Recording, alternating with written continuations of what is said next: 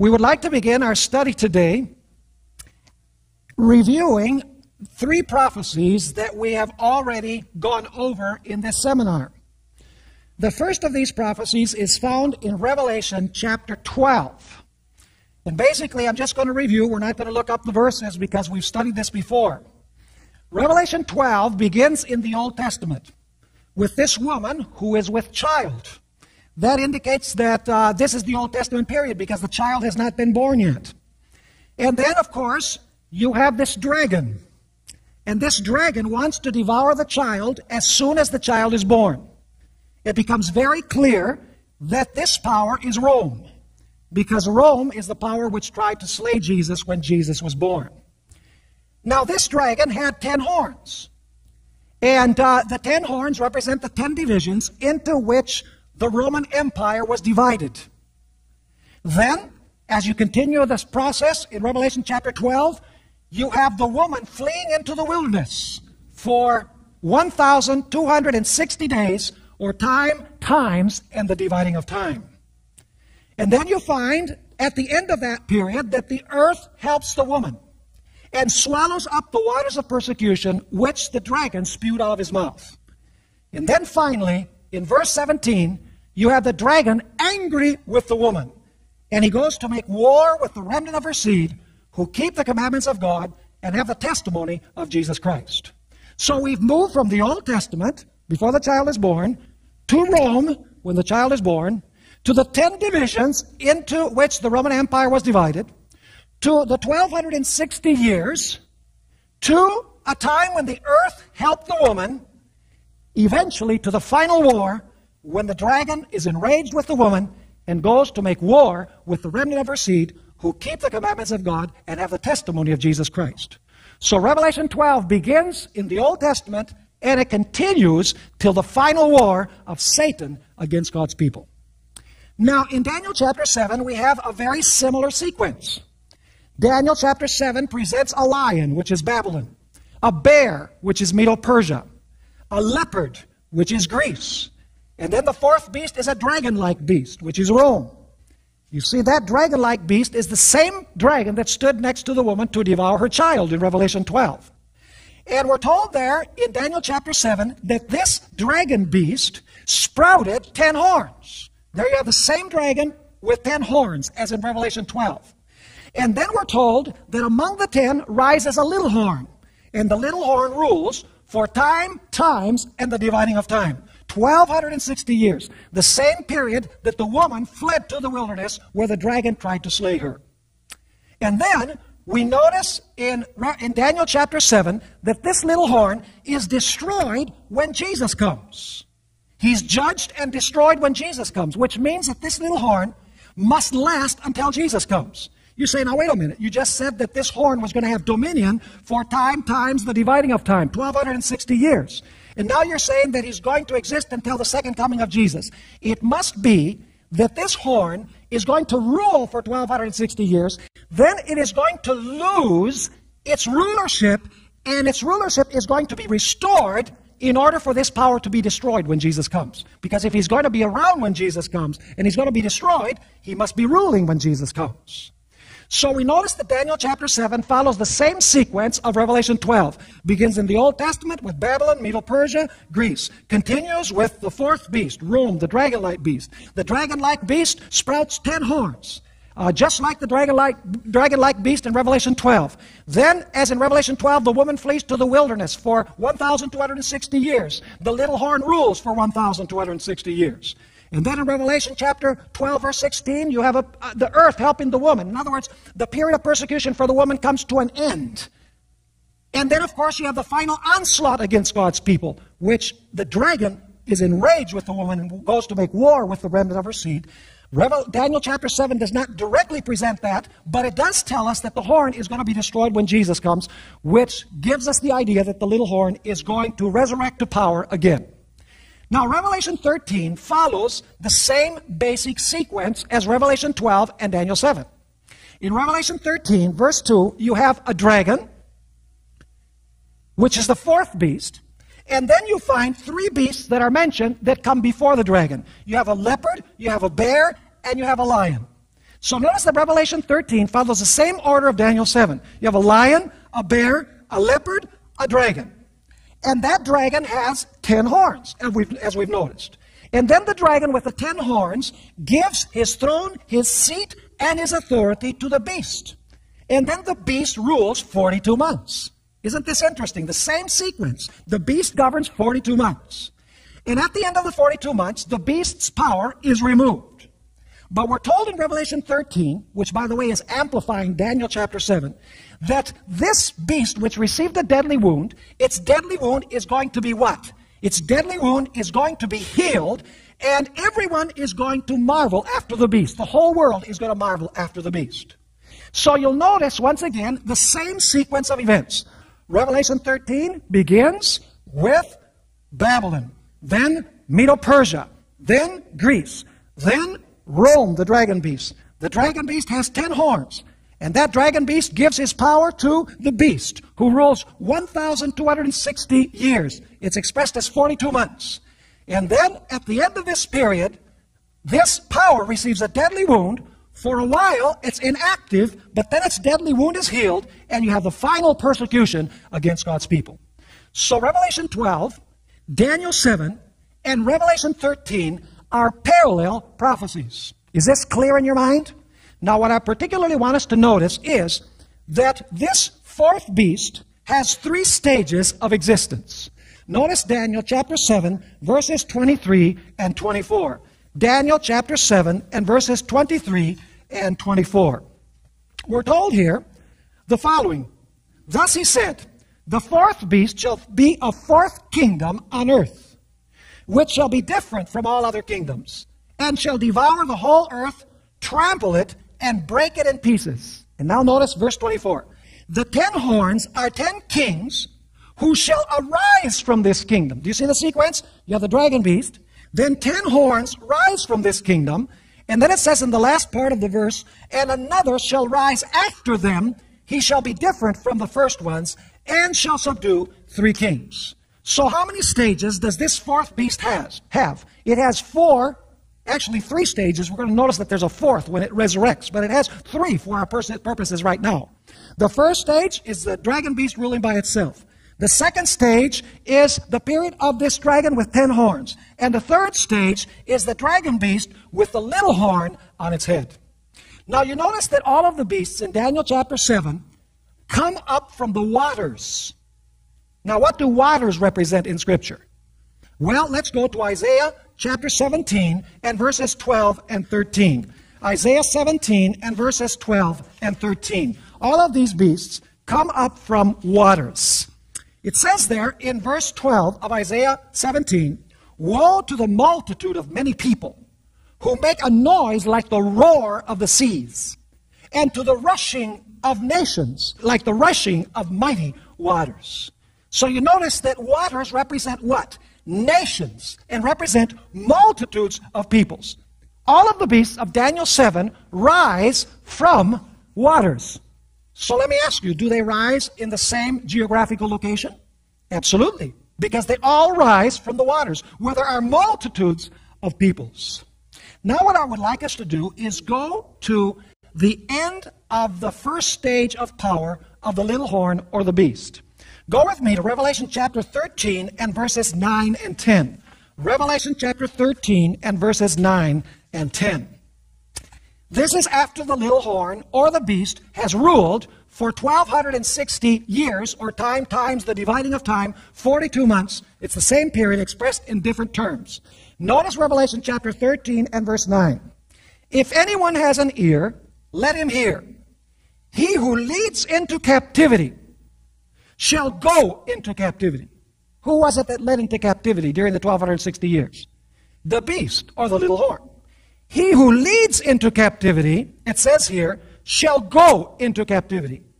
He who kills with the sword must be killed with the sword. Here is the patience and the faith of the saints. What was this power going to receive at the end of the 1,260 years of dominion? At the end of the 42 months, or the times and dividing of time? He was going to receive a death wound. What was going to give him the death wound? A what? A sword. Now, immediately you ask the question, what does a sword represent in Bible prophecy? Now, I know that the sword represents the Bible, because the Bible is the sword of the Spirit. But in this case, the sword does not represent the Bible. The sword represents the civil powers of the world that this beast power, or this little horn power, used to accomplish its purposes. You say, how do we know that? Well, go with me to the book of Romans, chapter 13. Romans chapter 13. Here the Apostle Paul is speaking about being subject to the civil powers. And he says this, Romans 13 and verse 1. Let every soul be subject to the governing authorities. For there is no authority except from God. And the authorities that exist are appointed by God. Now let's jump down to verse 4. For he, that is the civil power, or the magistrates, he is God's minister to you for good. But if you do evil, be afraid. For he does not bear the what? The sword in vain. For he is God's minister, an avenger to execute wrath on him who practices evil. Question. What does the sword represent in Romans 13? It represents the magistrates. It represents the civil power which preserves the civil order. So if Revelation 13 verse 10 says that this beast was going to be wounded by the sword, it must mean that this beast was going to be wounded by the power of what? It was going to be wounded by the power of the state, or by the civil power. Now let me ask you, we've already identified this system as the Roman Catholic papacy. Did the Roman Catholic papacy employ the civil powers of Europe to fulfill its purposes during the 1260 years? All you have to do is read history books. They allied themselves with the state and used the state to accomplish its purpose, the papacy's purpose. So what must it mean that suddenly the sword now rises against this power? It must mean that the civil power now rises against the papal power. It's no coincidence, folks, that in the year 1798, February 10 of 1798, General Berthier entered the Vatican City. The Pope was celebrating the anniversary of his accession to the throne. It was Pius VI, by the way. And Berthier came in. He removed the Pope from his throne. The Pope was taken captive, and he spent some time in different locations. And he finally died in exile in France. It's interesting that Napoleon Bonaparte had the express intention of abolishing the papacy. In other words, France removed from the papacy the ability to use the civil power. And do you know what's interesting? No country in Europe wanted to have anything to do with the Roman Catholic papacy immediately after 1798. They did not want to touch this system with a 10-foot pole because they knew what had happened during the 1260 years of the dominion of this power. And so France rose against this power and removed its civil authority. In other words, the Roman Catholic Church did not disappear as a church, but it could no longer use the civil powers of the world to accomplish its purposes. Malachi Martin, in his book, The Keys of This Blood, has a statement where he says that the civil powers of the world have imposed 200 years of inactivity upon the Roman Catholic papacy. He himself recognizes that the papacy can no longer use the civil powers of the world to accomplish the purposes that it accomplished during the 1260 years. And so basically what we have in all three of these prophecies, Revelation 12, Daniel 7, and Revelation 13, it begins in the Old Testament, moves to the period of the dragon, then it moves to the period of the dragon with 10 horns, then it moves to the period of the 1260 years of persecution, and then Revelation 13 emphasizes that at the end of this period of persecution, persecution ceases. Revelation 12 emphasizes that the earth helps the woman and swallows up the waters of persecution. But then the devil is angry. And so he rises this power to new life. The deadly wound is healed. And you have the final onslaught against those who keep the commandments of God and have the testimony of Jesus Christ. Now in Revelation 13, we have a second beast which rises. And we need to identify this second beast. And I have 12 characteristics that I want to share with you in identifying this second beast. Let's go to Revelation chapter 13 and verse 11. And we're going to stay in that verse for several characteristics. I'm going to take one by one. Revelation 13 and verse 11 says, then. What does that indicate, then? It indicates that this is transpiring when? After the first beast received its deadly wound, because the previous verse speaks about the deadly wound. And what date was the deadly wound given? 1798. That's a matter of history. You can read it in any history book. Which means that this beast is going to arise after which date? Or at which date? It's going to arise around the year 1798, after the first beast receives its wound.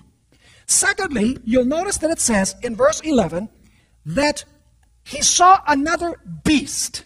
Now, what does a beast represent in prophecy? A beast represents a kingdom or a nation. The lion is Babylon, the bear is Medo-Persia, the leopard is Greece, the dragon is Rome. Whenever you find beasts in prophecy, it represents nations or kingdoms. So my question is this going to be a nation or a kingdom which will arise around the year 1798? Absolutely.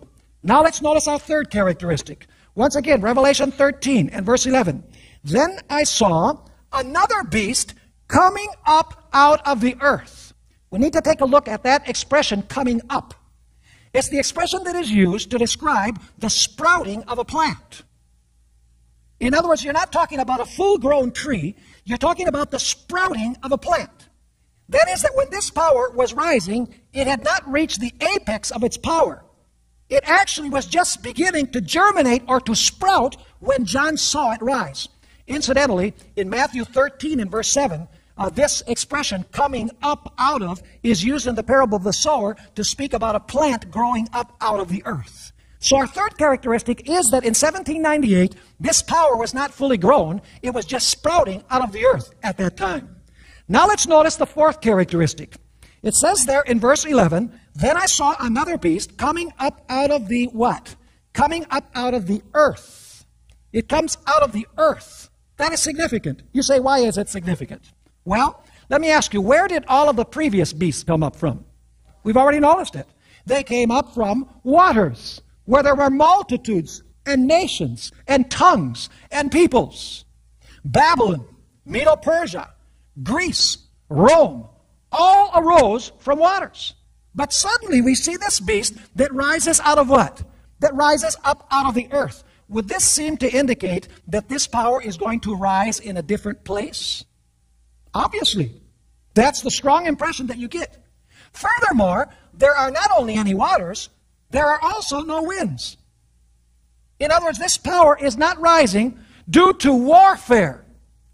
Furthermore, this power does not fight any of the previous powers to gain its ascendancy.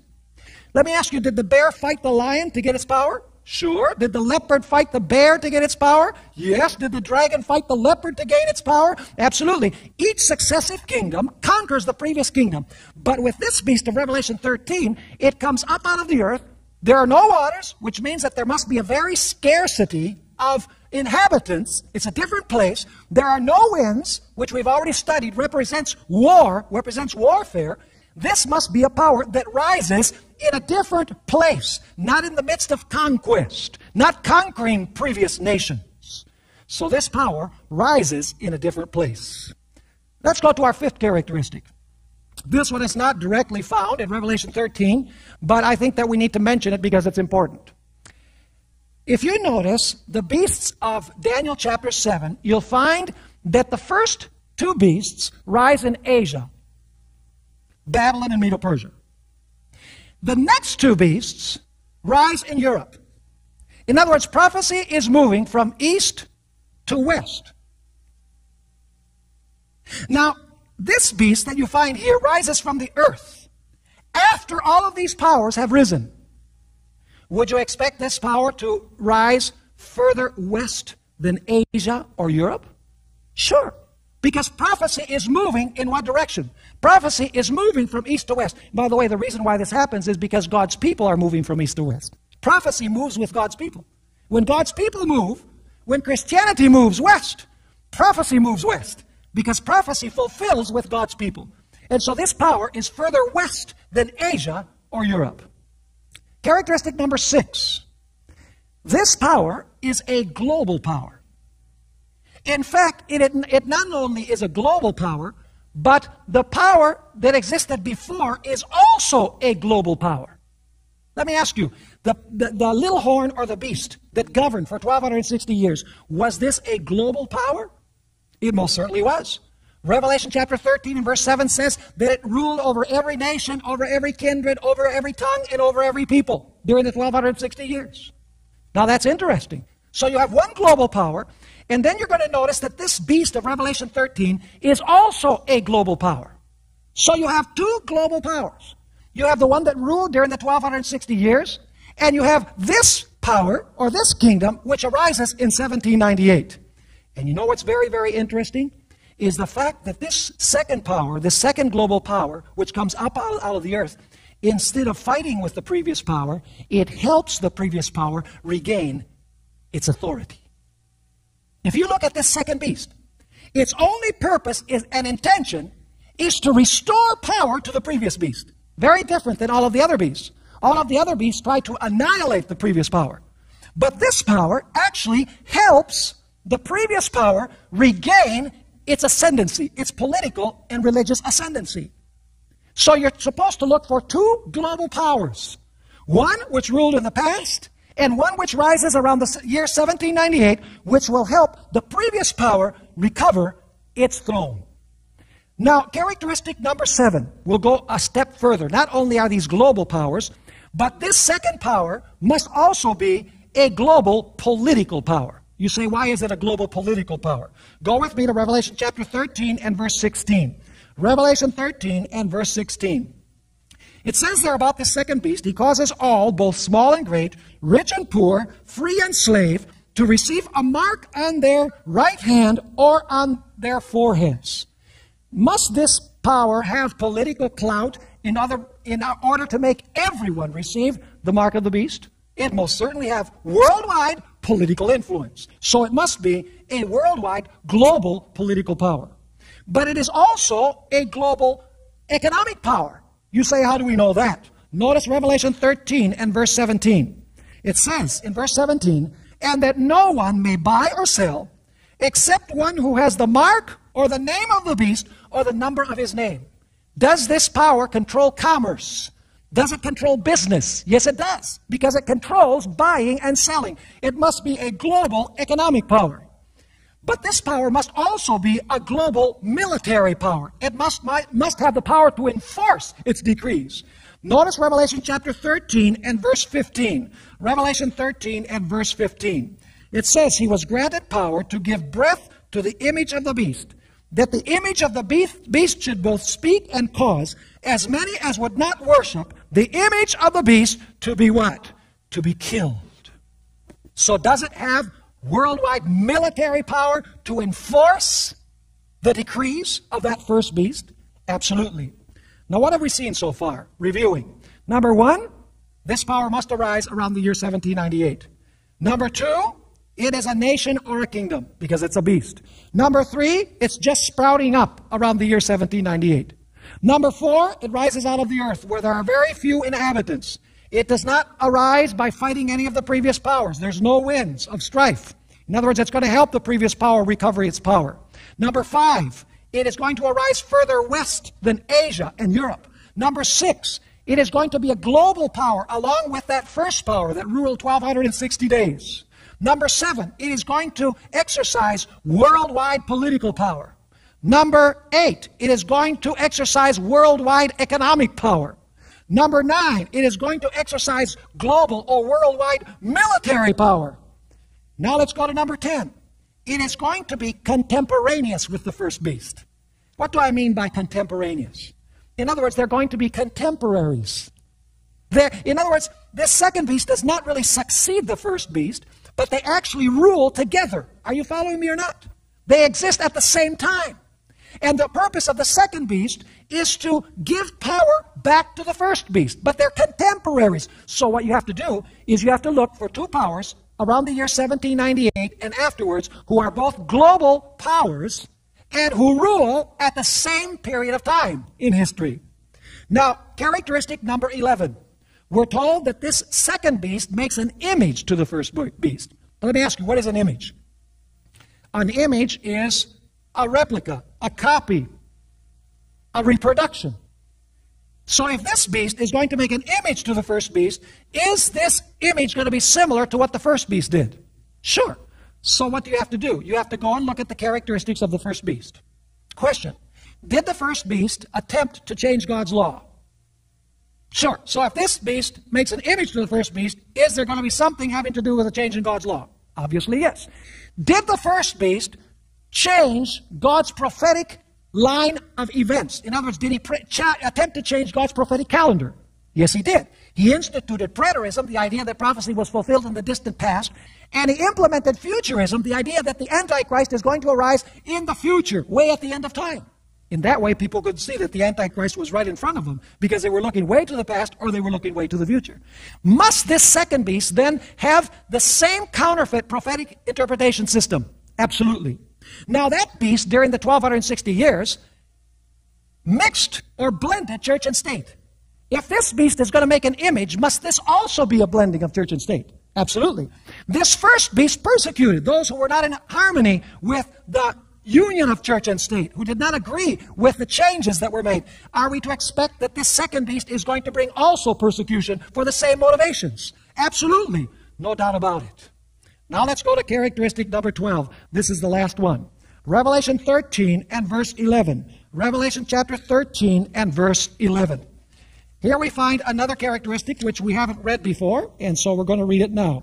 It says, "Then I saw another beast coming up out of the earth, and he had 2 horns like a lamb, and spoke like a" what? Spoke like a dragon. He had 2 horns like what? 2 horns like a lamb. Now, what does that mean, 2 horns like a lamb? Well, let's first of all determine what horns mean in Bible prophecy. Do you know what horns mean in Bible prophecy? Horns represent kingdoms or divisions of kingdoms. For example, in Daniel chapter 8, you have a ram with 2 horns. The 2 horns represent the kingdoms of Media and Persia. You have 4 horns that come out of the head of the he-goat of Daniel 8. Represents the 4 divisions of the Grecian Empire after the death of Alexander the Great. And so horns represent kingdoms. And you're saying, what in the world could be represented by these 2 horns? Is that talking about the idea that this is going to be 2 nations or 2 kingdoms? We already read that there's only one beast. But this beast has 2 horns. Is it possible that this kingdom is going to be a dual kingdom in some sense of the word? The answer is yes. Now, before I pursue the meaning of the 2 horns, allow me to go through the characteristics once again and ask which nation fulfills these exact details. What nation arose around the year 1798, is a nation, bona fide nation, was just sprouting in 1798, arose where there were very few inhabitants, did not fight any of the previous powers of prophecy, is further west than Europe and Asia, is a global power contemporary with the first power, has worldwide political clout, worldwide economic clout, worldwide military might, which actually is now helping that first beast get its power back, and which is reflecting many of the same teachings and practices of that first power. Listen, folks, there's no doubt whatsoever what this beast represents. It represents the United States of America. You say, how is that? Did the United States arise to power around the year 1798? Absolutely. In fact, the Declaration of Independence was signed in 1776, the Constitution in 1787, 1791 you have the Bill of Rights, in 1798 you have the deadly wound. Incidentally, do you know which was the first nation that the United States formed official diplomatic relations with? It was France. Do you know what year? 1798. The first nation to recognize the United States as a bona fide nation was the very nation that gave the deadly wound to that first beast. That's significant. Is the United States a nation or a kingdom? It most certainly is. Was the United States fully grown when it first arose to power? Or was it just sprouting up in 1798? It was just sprouting up. Did the United States arise in a sparsely populated area? Yes. Did it have to defeat any of the kingdoms of Europe, of Bible prophecy, that had existed before? Absolutely not. Is the United States further west than Europe and Asia? It most certainly is. Is the United States ruling contemporaneously with that first beast? Are they both worldwide systems? The Roman Catholic papacy and the United States? Absolutely. Is the United States a political global power? It is. Is the United States a global economic power? It most certainly is. Is the United States a global military power? Absolutely. Is the United States contemporaneous with the first beast? And actually, by what we're seeing today, is it helping that first beast recover its power and its authority? Absolutely. And I will share with you a little bit more about that later on. Is Protestantism in the United States today, in this country, talking about joining church and state and actually joining church and state? Absolutely. What day of worship do they say we're supposed to keep? The first day of the week. Do they say that prophecy is fulfilled with the papacy and with apostate Protestantism? Is that their perspective of prophecy? No. Where are they looking? They're looking back at a fellow called Antiochus Epiphanes, or they're looking forwards to some future Antichrist after the church has been raptured to heaven. The only thing that is missing of making an image to the first beast is the persecution aspect, because these things have not yet fully matured. Are you with me or not? Now let's talk about the two horns. The two horns like a lamb. The word lamb is used in Revelation 29 times. Every single time, the lamb is a symbol of Jesus Christ, with this one exception. Now, if the lamb is a symbol of Christ, must these two horns have something to do with Christ? Absolutely. Now, we notice that horns represent kingdoms. You say, well, the United States isn't two kingdoms. The United States is one kingdom. You're right. But allow me to tell you in what sense you have two kingdoms in this country. Let me ask you, did Jesus teach that there are two kingdoms? He said, render unto Caesar that which is Caesar's, and unto God that which is God's. Did Jesus recognize there are two kingdoms? Did he teach that they're supposed to remain separate? He sure did. By the way, the two horns are not one horn, they're two horns. They're separate. They're on the same beast, but they're separate. Are you following me or not? Did Jesus say that my kingdom is not of this world? He most certainly did. In that way, he's recognizing that there's another kingdom that is his. It's not from this world. Now, my question is this. When the United States began as a nation, did it recognize that there are actually two kingdoms or two powers? It most certainly did. Did it teach that those two kingdoms need to remain separate one from another? Absolutely. What kingdoms are we talking about? We're talking about church, which is Christ's kingdom spiritually on earth, and what? State. Church and state. Two kingdoms. But that are supposed to be what? Separate from one another. Now, allow me to read you the First Amendment of the Constitution of the United States. It's interesting how this, I was listening to a senator, very prominent senator, the other day on television, on Meet the Press, and I had to write a letter to Tim Russert to tell him, how did you let him get away with that? But let me tell you what the issue was. This is what the First Amendment says. By the way, the First Amendment actually has an establishment clause, a free exercise clause, and a civil liberties clause. In the same amendment, you have religious and civil liberty. It says there, the First Amendment, Congress shall make no law respecting an establishment of religion. That's been reinterpreted to mean that Congress cannot establish a church or a religion above other religions. That's not what the First Amendment says. And that's what this senator says. He says what the First Amendment forbids is from the Congress making a law establishing a religion. It doesn't say a religion. It says religion, period. Congress shall make no law respecting an establishment of religion. In other words, Congress can make no laws having to do with religion, or prohibiting the free exercise thereof. In other words, Congress cannot make laws implementing religion or forbidding the free exercise of religion. But then the First Amendment continues saying this, or abridging the freedom of speech, or of the press, or the right of the people peaceably to assemble and to petition the government for a redress of grievances. So in the First Amendment to the Constitution of the United States, you have these two principles.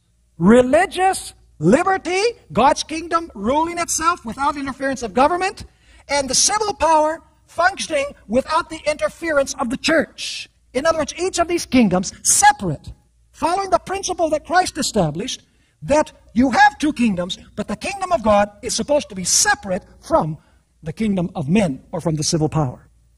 Incidentally, these two principles are called republicanism and Protestantism. Republicanism simply means a state without a king. And Protestantism means a church without a pope. Because in the Middle Ages, if the king said jump, you said how high? I mean, the king had all power. The people had no power. The king spoke and people obeyed. It was a monarchy. The same was in the church. You know, when the Pope spoke, everybody did what he said in the religious realm. There was no civil or religious liberty. But the founding fathers of the United States decided that they would establish a government of the people, by the people, and for the people, where religion would be protected by the state in the sense that people could practice their religion, the government would not interfere, and people could be free to worship God according to the dictates of their conscience. Republicanism and Protestantism. In other words, the separation of the two kingdoms. Now, why would our founding fathers do this? Why would they want this kind of government? Well, you see, they had the benefit of three things. Number one, they had the benefit of knowing what had happened during the Middle Ages when church and state are joined together. They lived very close to that period. I mean, 1798, that's when the deadly wound was given. They were close to the history. One of the problems in the United States is that people don't remember history anymore. They don't remember what this power has done in the past. And so they're allowing this power to gain ascendancy again, which is scary. But anyway, you know, we find that the founders had the benefit of knowing the history of the Middle Ages, what happens when church and state are joined together. They knew it leads to persecution, like John Huss, who was burned at the stake because he didn't agree with the teachings of the church. So they say, in this republic, we're not going to have that problem. Church and state are going to be separate, one from another. They also knew the history of the colonial period of the United States. That's a period which many people forget. Do you know that the Pilgrims came here looking for freedom? By the way, the earth helped the woman. That's what Revelation 12 means when it says the earth helped the woman. They fled from Europe, they came over here. They came to the territory of the United States to look for freedom. And once they established themselves, they took away people's freedom. In the colonial period. If you did not return your tithes, by the way, the government paid the pastors. People, you know, they returned their tithes or they paid their tithes like a tax. And then the government paid the ministers. And if you didn't pay your tithe, you could be thrown in jail. If you did not go to church on Sunday, which they believed to be the day of worship, you could be thrown in jail or you could be flogged. Only people who professed the Christian religion could occupy offices in the government, positions in the government, in the colonial period, in the early history of the United States, not the constitutional period. And Roger Williams, who came in the year 1629 from England to the Massachusetts Bay Colony, he suffered the wrath of the people there because he was teaching the total separation of church and state. He had to flee in the dead of winter, a very raw winter. He had to cross huge snow drifts, and finally he ended up in Rhode Island, and he established the capital of Rhode Island, known as Providence. And it became a city of refuge for everyone, Quakers, Jews, atheists. All he said, I want you to come here. You can worship God any way that you wish. As long as you work hard and you obey the civil laws, you'll be welcome here. But he was persecuted. They wanted to lynch him because of his ideas of separation of church and state. He was certainly a man ahead of his time. Now, I want you to notice that as we look at what's happening at the United States, or with the United States, it's so amazing and it's happening so fast that it makes you dizzy. You know, I wish I had a lot of time here to talk to you about all of the track record of what's happened since 1963. It actually all began at Vatican II, where under the name aggiornamento, renewal of the Catholic Church, they gave the Catholic Church a facelift. No longer Mass in Latin. You know, they could sing in the worship services and so on. It was all cosmetic changes to make the church attractive to Protestants. And then, of course, you have the election of John F. Kennedy. I'm not saying that he was used by the Catholic Church, but basically there were people who were scared of having a Catholic as a president. But when John Kennedy came in and he seemed to do a pretty good job, people liked him pretty well. They said, hey, it's not just such a threat to have a Roman Catholic as a president of the United States. And then, of course, we could go to the 80s, the Holy Alliance. So it was called by Time magazine. It was on the cover with Reagan and the Pope on the cover of Time. The Holy Alliance, where the United States helped the Pope overthrow communism in the former Soviet Union. It was actually an alliance, a secret alliance between the United States and the Vatican to overthrow communism. And then, of course, you have the book, The Keys of This Blood. Interesting book written by a Roman Catholic Jesuit, Malachi Martin. In that book, he says that there are three powers in this world vying to sit on the throne of the world. Number one, communism. Number two, Western capitalism. And number three, the Roman Catholic papacy. And in that book, he guarantees, and by the way, this is before it happened, he guarantees that communism was going to fall, Western capitalism was going to fall, and eventually the Roman Catholic papacy was going to regain the throne of the world. You know, we've just seen the death of the Pope. I can't help but be amazed as I watch at television, every single news program on television. You can't get any other kind of news. And you have Protestant ministers, and you have Jewish rabbis, and you have people who don't claim the Christian religion being interviewed by these programs, and they're saying how wonderful this system is, how wonderful this man is. The whole world, according to Revelation 13, would wonder after the beast. And by the way, in order for this prophecy to be fulfilled, that the United States is going to help this first power regain its ascendancy, 3 walls have to come down. First wall is the wall of communism, represented by the Berlin Wall. That thing came down. The second wall that needs to be knocked down is the wall between Protestants and Catholics. And that is coming down. The document, Evangelicals and Catholics Together, which is a group of very influential evangelicals and very influential Roman Catholics, signed the documents saying that they basically agree on doctrine and they should just forget their differences and they're supposed to go out and evangelize the world. The Joint Declaration on Righteousness by Faith by Catholics and Lutherans, where basically they're saying that the Protestant Reformation was a mistake. They're saying that Catholics and Protestants agree on the issue of justification by faith. This has just happened in the last few years. Recently in Time magazine, there was an incredible article where it says that Protestants are adopting the Roman Catholic view of Mary. Now, if this isn't telling us that we're close to the end, I don't know what does. Furthermore, there was a Time magazine article which described the red states, so-called, from the South, and how Protestants and Catholics are allying themselves together to take over the political system. This is only in the last 2 or 3 months that I'm talking about. So certainly the wall of separation between Protestants and Catholics is coming down. Do I need to say anything about the third wall, the wall of separation between church and state? I mean, it is coming down so fast. There's so many bricks that have been knocked off of that wall that there's not much wall left. You know, Protestants allying themselves with Catholics to take over the government. And in the Mary Shivo case, you can see this. You know, they're actually trying to use Congress to intervene in this case, which is a problem of separation of powers, incidentally.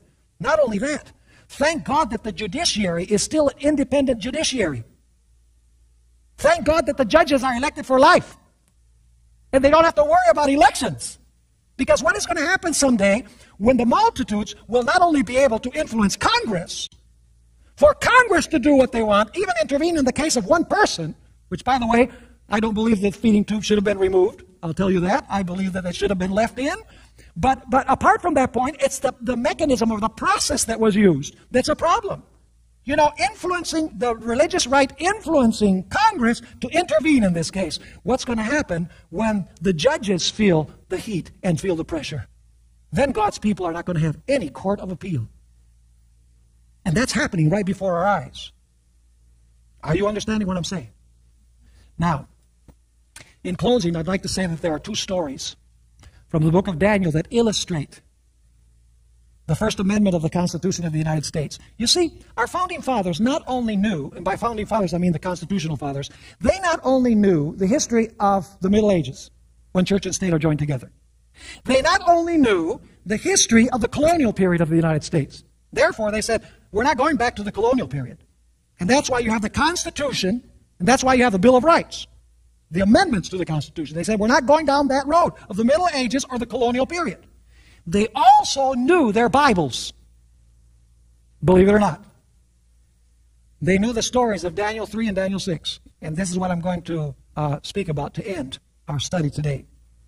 Daniel 3, Nebuchadnezzar tried to establish religion. Have you ever noticed that? He raised an image, and he says everybody's going to worship that image. By the way, this is symbolic of what's going to happen at the end of time. Nebuchadnezzar, who lived for a beast for a period of time, lived as a beast, raised an image. Whoever did not worship the image was to be killed. Does that sound like Revelation 13? You have an image to the beast. Whoever doesn't worship will be what? Killed. Only back there, it was local over there in Babylon. At the end of time, it's going to be a global situation. And the image is not going to be a literal image. It is a symbolic image, as we've studied.